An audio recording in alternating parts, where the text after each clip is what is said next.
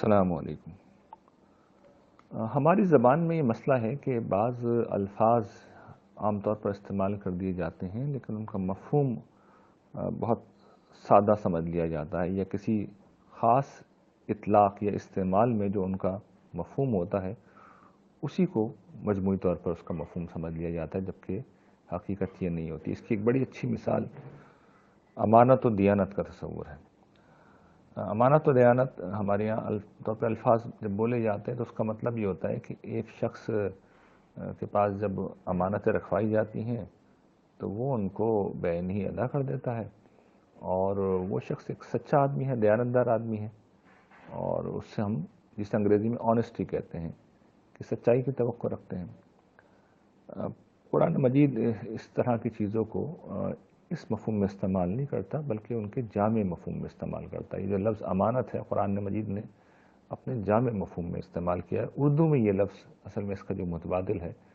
وہ امانت نہیں ہے بلکہ دیانت ہے، یعنی جس مفہوم میں عربی میں امانت استعمال قرآن مجید نے کیا ہے، اردو زبان میں اس مفہوم کے لیے دیانت کا لفظ بولا جاتا ہے۔ لیکن انفارچونیٹلی دیانت کا لفظ بھی جب ہم بولتے ہیں تو اس کے بھی پورے اطلاقات سے ہم واقف نہیں ہوتے، تو بریفلی اس کو سمجھ لیجئے کہ یہ انسانی کردار کی کتنی بڑی خوبی ہے۔ دیکھیے، دیانت یا امانت کا اصل مفہوم یہ ہے کہ جو ذمہ داری بھی کسی انسان کے اوپر عائد ہوتی ہے وہ اس ذمہ داری کو کما حق نبھائے، یہ اس کا اصل مفہوم ہے۔ اس کے نتیجے میں اس کا ایک اطلاقی مفہوم یہ بنتا ہے کہ اگر کسی نے کوئی پیسے رکھوائے ہیں، کوئی امانت رکھوائی ہے، تو آپ بغیر کسی تبدیل اور تصرف کے اس کو واپس لوٹا دیں۔ یہ اس کا ایک اطلاقی پہلو ہے، یہ اس کا کل مفہوم نہیں ہے۔ اسی طرح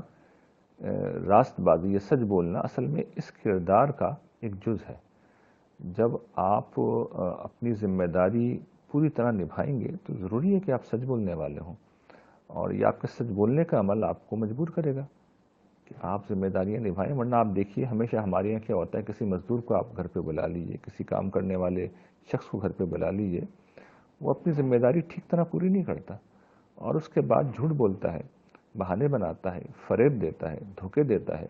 اور یہ رویہ ایک تاجر سے لے کر ایک مزدور اور ایک پرائیویٹ ملازم سے لے کر سرکاری ملازم اور ایک انٹرپرینور سے لے کر ایک حکمران تک سب کے ہاں ہمارے یہاں پایا جاتا ہے کہ وہ دیانتدار نہیں ہوتے، اور اپنی دیانتداری یعنی بددیانتی کو چھپانے کے لیے پھر وہ دھوکہ دیتے ہیں، جھوٹ بولتے ہیں۔ تو دیانتدار ہونا، امانت دار ہونا کسی انسان کے کردار کا سب سے بڑا وصف ہے۔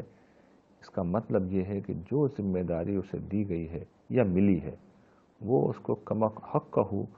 پوری سنسیئرٹی کے ساتھ نبھاتا ہے، اور یہ شخص اللہ تعالیٰ کی بارگاہ میں بہت ہی محبوب شخص ہوتا ہے، یہ اعلیٰ انسان ہوتا ہے۔ بدقسمتی سے ہمارے سماج میں ایسے لوگ اب کم ہو رہے ہیں، اور اس کی وجہ یہ کہ ہم نے تربیت کے نظام کو ختم کر دیا۔ ہم اخلاقی اقدار کو کوئی مسئلہ ہی نہیں بناتے، ذرا سے فائدے کے لیے، ذرا سے نقصان سے بچنے کے لیے، اپنی کسی خواہش کی بنا پر، محض سستی کی بنا پر، محض غفلت کی بنا پر ہم امانت و دیانت کے اس اعلیٰ کردار سے اپنے آپ کو محروم کر لیتے ہیں، اور یہ بات بھول جاتے ہیں کہ قرآن مجید نے جنت کے حصول کو اس کردار پر موقوف رکھا ہے۔